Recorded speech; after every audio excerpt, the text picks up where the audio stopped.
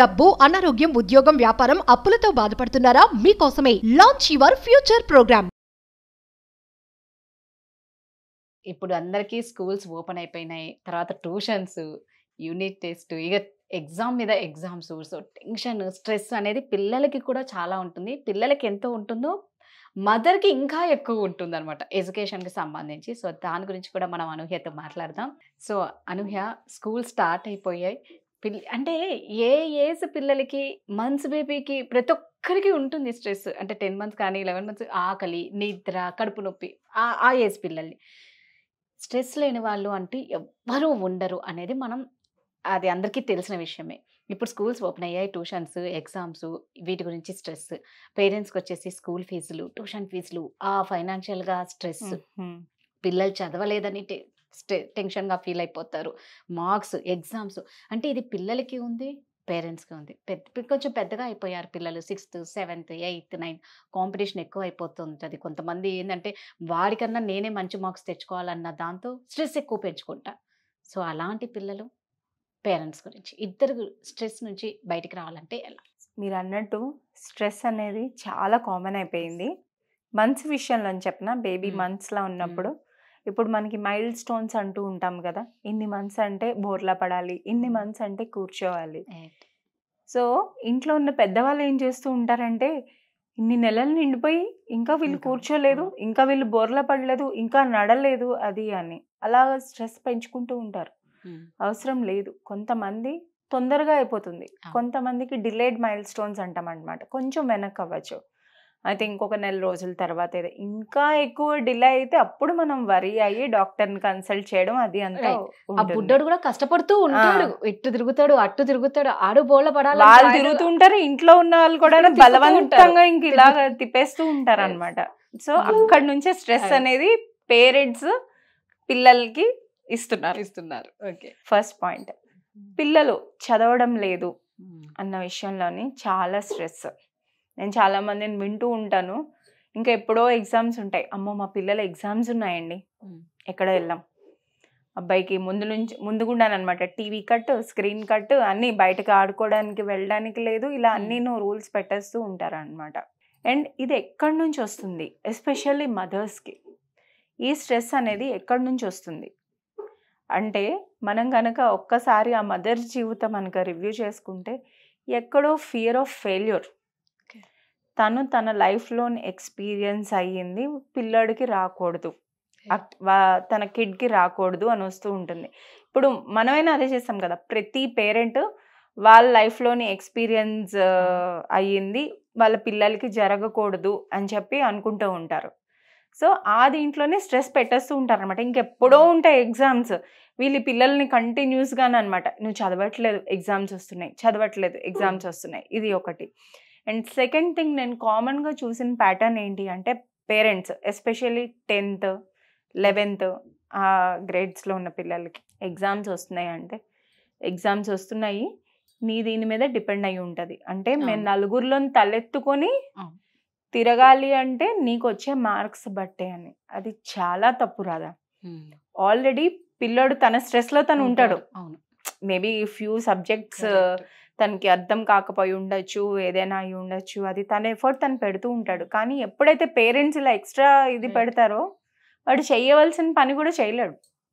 అందులో 50% పెట్టగలడు. ఎందుకంటే వాడికి కాన్స్టెంట్గా భయం ఉంటుంది, నేను చెయ్యలేనేమో, అమ్మో ఒకవేళ కానీ నేను సాధించలేకపోతే నా వల్ల వీళ్ళకి ఒక చెడ్డ పేరు వస్తుంది అని.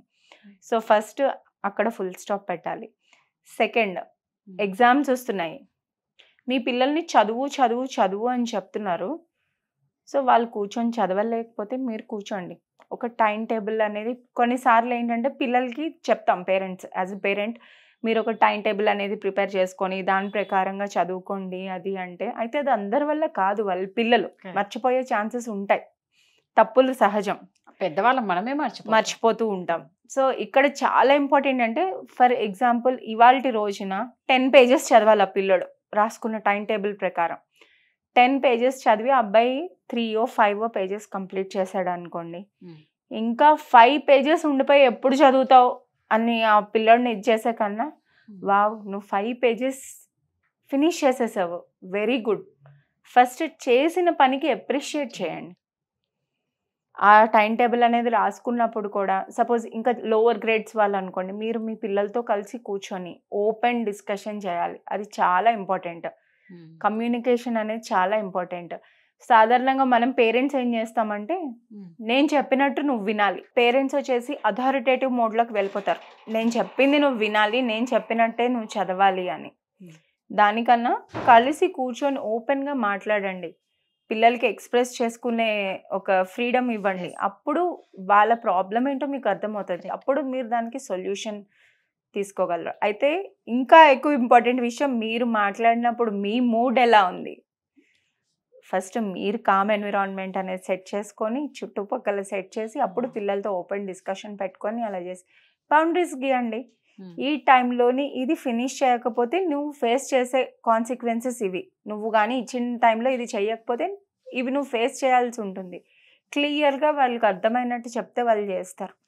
అదే మనం పదే పదే నువ్వు అది చేయలేదు చేయలేదు చేయలేదు చదవట్లేదు నువ్వు మొద్దువి ఇట్లా కామన్గా వాడుతూ ఉంటాం కదా, నీకు అర్థం కాదు, నువ్వు చాలా సార్లు చదవాలి, ఇది కూడా చేస్తూ ఉంటారు పేరెంట్స్. నువ్వు కంటిన్యూస్గా చదవాలి, నీకు గుర్తుండదు, మర్చిపోతూ ఉంటావు. నో, ఇప్పుడు వాష్రూమ్కి వెళ్ళినా స్నానం చేయించినప్పుడు కూడా అడుగుతూ ఉన్న పేరెంట్స్ కూడా ఉన్నారు. సో ఆ స్పేస్ అనేది ఇవ్వండి కొంచెం, అప్పుడు ఆటోమేటిక్గా వాళ్ళకి స్ట్రెస్ ఉండదు, మీకు స్ట్రెస్ ఉండదు. సో ఇది పేరెంట్స్ కి.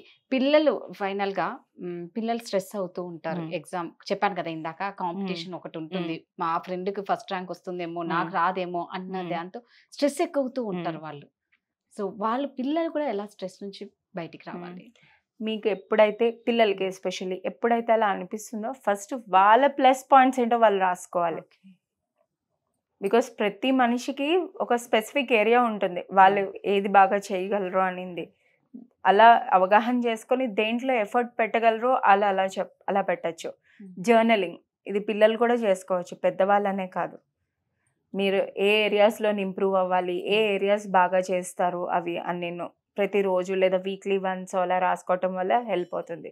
ఒక చిన్న సింపుల్ టెక్నిక్ చూపిస్తాను, పిల్లలకు కానీ పెద్దోళ్ళకి కానీ ఎవరికైనా. 5 fingers, ఏమి టూల్స్ అక్కర్లేదు, మీ 2 చేతులు వాడే చేసుకోవచ్చు. స్టార్ లాగా ఉంటుంది కదా, దీన్ని స్టార్ ఫిష్ బ్రీతింగ్ అంటారు అనమాట పిల్లల కోసం. అంటే ఏమీ లేదు, జస్ట్ మీరు చదవడానికి కూర్చున్నప్పుడు కానీ లేదా స్ట్రెస్ ఫీల్ అయినప్పుడు కానీ ఇంకొక రైట్ హ్యాండ్ చూపుడు వేలు తీసుకొని జస్ట్ ఇన్హేల్. ఓకే, మీరు కూడా ట్రై చేయొచ్చు. ఇక్కడ నుంచి తమ్ దగ్గర నుంచి స్టార్ట్ చేయాలి. తమ్ ఇక్కడ, ఇన్హేల్. ఈ పాయింట్ దగ్గర రీచ్ అవుతున్నప్పుడు చిన్న బ్రేక్ తీసుకుంటారు. Exhale, inhale, exhale, inhale, exhale, inhale, exhale, inhale, exhale. So ఇలా ఒక 2-3 టైమ్స్ జస్ట్ మన చేతిని మనం ఒక 2-3 టైమ్స్ చేసినప్పటికీ చాలా రిలీఫ్ వస్తుంది, క్విక్ రిలీఫ్. ఓకే, మీలో ఉన్న స్ట్రెస్ అంతా అలా చిటికలో మాయమైపోతుంది. ఇది పెద్దోళ్ళైనా చేయొచ్చు, చిన్న పిల్లలైనా చేయొచ్చు, పెద్దవాళ్ళు ఎవరైనా వాళ్ళ పిల్లలతో కలిసి చేయొచ్చు. సో ఆ బాండింగ్ అనేది కూడా చాలా ఇంప్రూవ్ అవుతుంది. సో ఇది 3 times చేయాలి, ఎనీ టైం ఎప్పుడైనా. మీరు కొంచెం డిస్టర్బ్డ్గా ఫీల్ అవుతున్నారు, చాలా ఇరిటబుల్గా ఉన్నారు, చేయండి క్విక్గా. లేదా ఒక ఇంపార్టెంట్ పని ఉంది, మీరు ఫోకస్ చేయాలి దాని మీద, ఇది చేసి కూర్చోండి, ఫోకస్ చేస్తారు. ఒక 3 times బ్రీత్ తీసుకుంటూ వదులు. సో ఇలా పైకి అన్నప్పుడు మీ థంబ్ నుంచి పైకి వెళ్ళినప్పుడు, మీ వేళ్ళ పైకి వెళ్ళినప్పుడు ఊపిరి తీసుకుంటారు, కిందకి దిగినప్పుడు ఊపిరి వదులుతూ ఉంటారు. అలా మీ ఫోకస్ అంతా దీని మీద ఉండాలి, మళ్ళీ ఎక్కడో చూస్తూ ఉండకూడదు. ఇలా ఇన్హేల్, ఎక్సేల్, ఇన్హేల్, ఎక్సేల్. ఇది చాలా సింపుల్ టిప్, 5 నిమిషాలు కూడా పట్టదు చేయడానికి. మీ పిల్లలు చదవడానికి కూర్చునే ముందు కూడా ఇది చేసి కూర్చోవచ్చు. ఫోకస్ అనేది పెరుగుతుంది చాలా. సో ఏ స్ట్రెస్ కైనా ఇది రిలీఫ్, క్విక్ రిలీఫ్. సూపర్, బాగుంది. Thank you. సుమన్ టీవీలో మీ పర్సనల్ అండ్ బిజినెస్ ప్రమోషన్స్ కోసం కింది నెంబర్కి కాంటాక్ట్ చేయండి.